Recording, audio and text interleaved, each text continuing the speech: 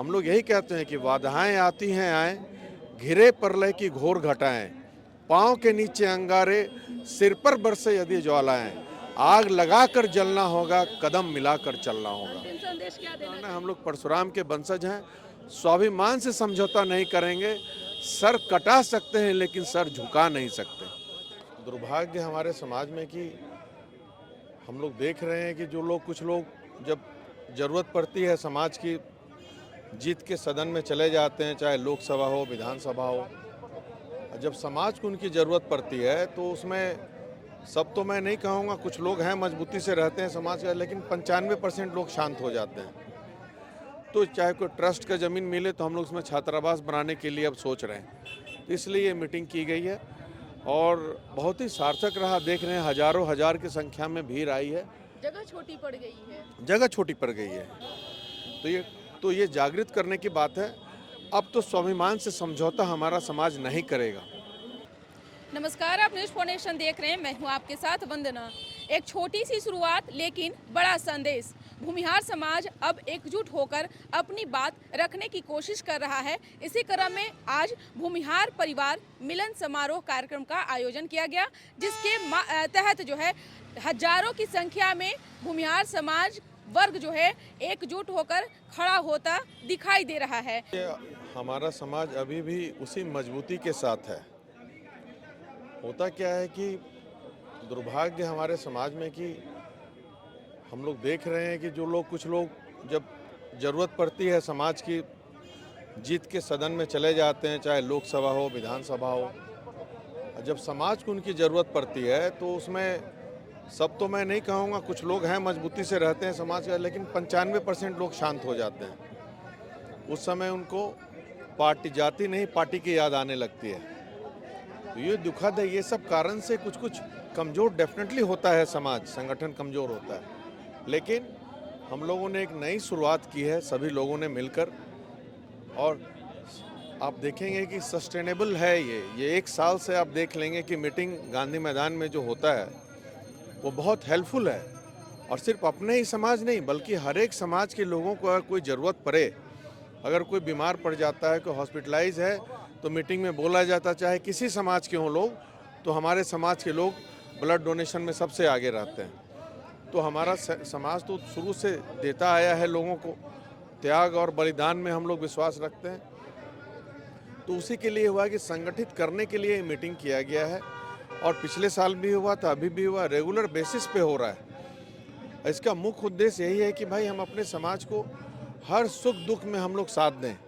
अगर किसी हमारे समाज पे कोई तकलीफ़ में पड़ जाए, पटना में ही चाहे किसी तरह का तकलीफ़ हो, चाहे कोई अपराधी कुछ उसको धमकी दे रहे हैं, चाहे कोई परेशान किए, चाहे एक्सीडेंट हो गया किसी का, किसी को कोई मदद की ज़रूरत है, हर तरह से सभी लोग मिल करके हम लोग मदद करने के लिए सक्षम हैं। इसी के लिए संगठित किया गया है और हम लोगों की इच्छा है। बहुत लोगों ने बोला भी, अभी हमारे एक बड़े उद्योगपति हमारे समाज के हैं, 5-6 उनका दवाई का फैक्ट्री है, राकेश मिश्रा जी। मैं आग्रह किया था कि एक यहाँ पे छात्रावास होना चाहिए अपने समाज का। जो गरीब लोग आते हैं, बड़ा तकलीफ़ होता है, गरीब छात्रा मेधावी, उनको रहने का दिक्कत है। जो सक्षम लोग हैं उसमें डोनेट करके, थोड़ा ज़मीन महंगा है, टाउन से थोड़ा दूर ही रहे जहाँ मिले, तो चाहे कोई ट्रस्ट का ज़मीन मिले तो हम लोग उसमें छात्रावास बनाने के लिए अब सोच रहे हैं। तो इसलिए ये मीटिंग की गई है और बहुत ही सार्थक रहा। देख रहे हैं हज़ारों हज़ार की संख्या में भीड़ आई है। जगह छोटी पड़ गई है। जगह छोटी पड़ गई है, तो ये 100% नॉन पॉलिटिकल है ये। डॉक्टर संजीव, आप भी एक जनप्रतिनिधि के तौर पर चुने जा चुके हैं और विधानसभा में मजबूती के साथ वो सारे सवाल भी उठा चुके हैं। लेकिन सवाल यह है कि हमारे समाज में बहुत सारे ऐसे सूरवीर पैदा हुए, आज उन्हीं की कीर्ति वो लोग जो है दोहराने में लगे हुए हैं। आखिर क्या अब वो समय दौर वो अब फिर से वापस आएगा?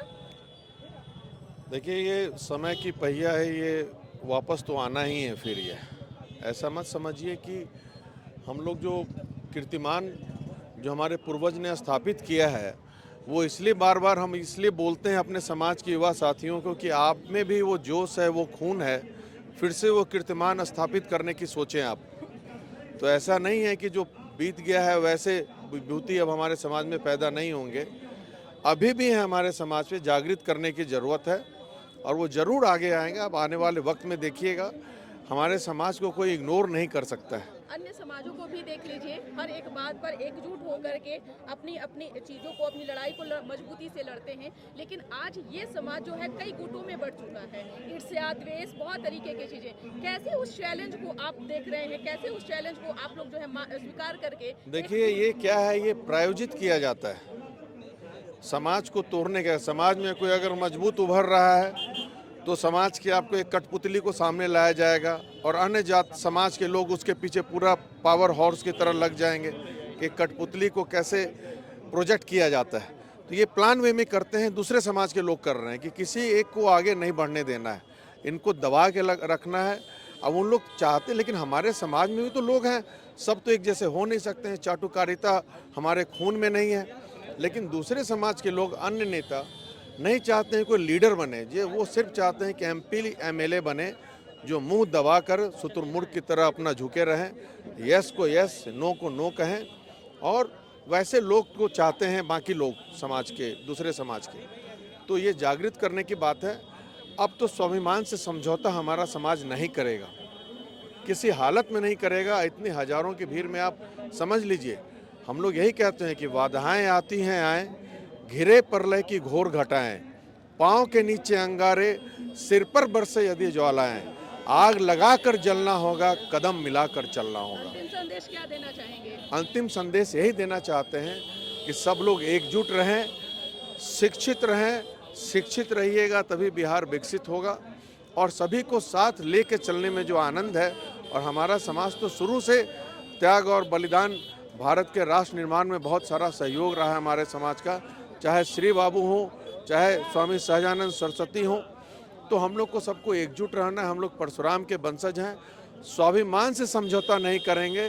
सर कटा सकते हैं लेकिन सर झुका नहीं सकते।